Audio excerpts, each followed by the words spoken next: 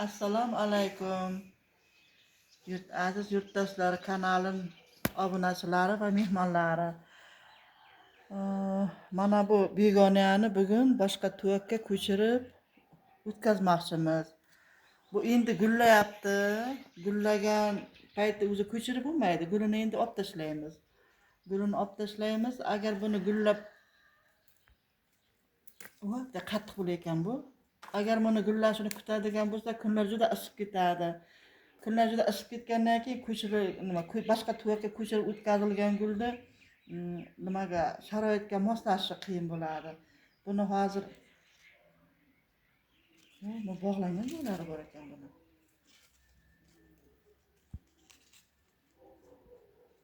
Qaychi kerakmi deymanda. Bu tayog'i bilan qo'shib og'dirmasak, buni olishga iloji yo'q.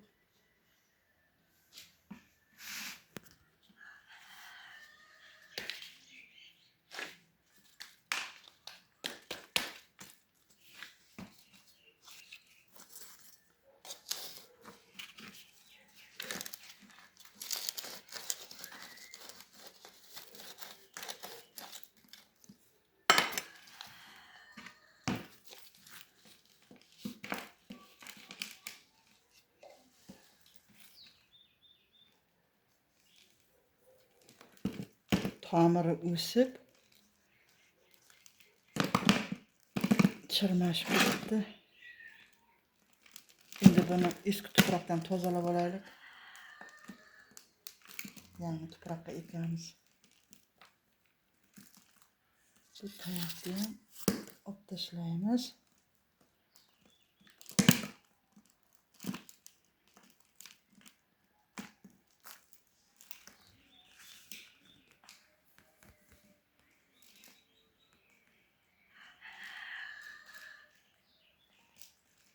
Qishi bilan rosa gulladi.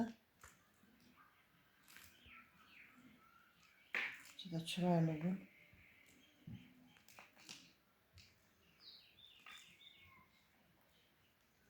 Tanasi katta-da, tuproqdagi hamma ozuqani olib qo'yadi. Buni ko'chirib boshqa tuyoqqa ekmasak iloji yo'q. Eski tuproqdan tozalab oldik.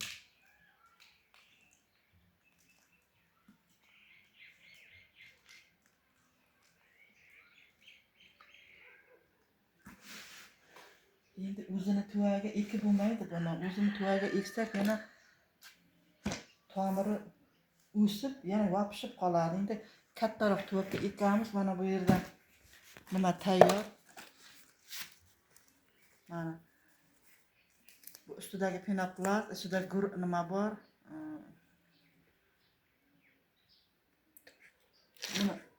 Tor, tuproq aralashmasi, qumni hamisha solish kerak va perlit bor.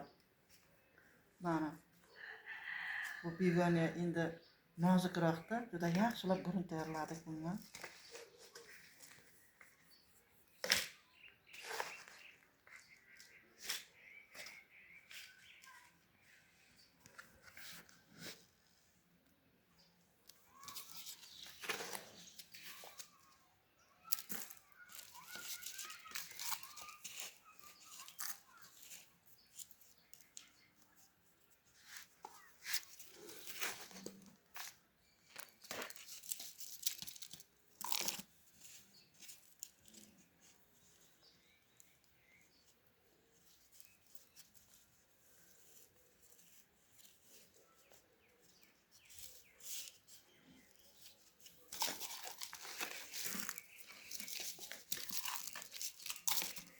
Mana ikki bo'ldi. Endi buni quyosh nuri tik tushadigan derazaga qo'yib bo'lmaydi. Bir yorug'roq, salqinroq joyga qo'yish kerak. Issiqqa qo'ysak birdaniga bu o'zini tiklab ola olmaydi.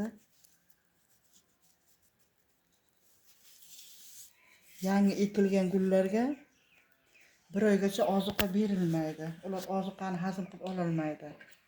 Endi yaxshilab bir oy parvarish qilamiz. Salqinroq joyda. Shu bilan tutib ketadi. Bu barglarni ham yaxshi bo'lib ketadi-da. Mana begonani 2 bo'ldik. Videomiz ma'qul kelgan bo'lsa, like bosing, kanalimizga obuna bo'ling. Rahmat hammangizga.